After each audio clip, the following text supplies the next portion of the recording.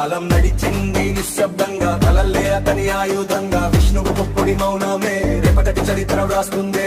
విల్లు వంపున కన్ను పెట్టి యుద్ధాన్ని కాదు బుద్ధిని గెలిచాడు. ఖడ్గాల నడుమ నిలబడి కూడా ఆలోచనే అతని కవచమైంది. మమం చేతుల్లో కాదు అని, మెదలోనే రాజ్యమని చూడగానే తెలుసుకున్నాడు. యుద్ధానికి ముందే విజయం, వాదనలో వజ్రమే, తర్కంలో అగ్నిజ్వాలమే. ఒక్క మాటతో మౌనమయ్యే పండితులే ప్రత్యక్ష సాక్షులే.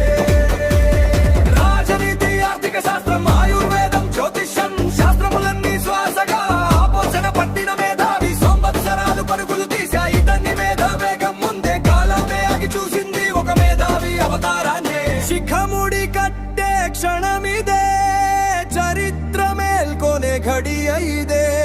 విష్ణుగుప్తుడు ఇక లేడు, చాణక్యుడు జన్మించాడు. బుద్ధి రాజానికి సింహాసనం, ఇదే అతని ఆయుధం. గురువే గడప దాటి వస్తే సామ్రాజ్యాలే వణికాయి.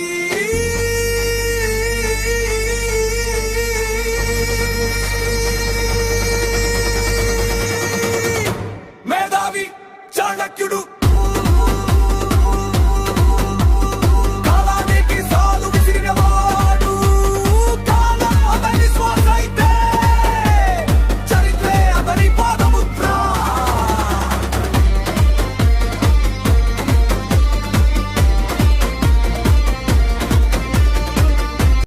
If you enjoyed this video, please like, subscribe, and share.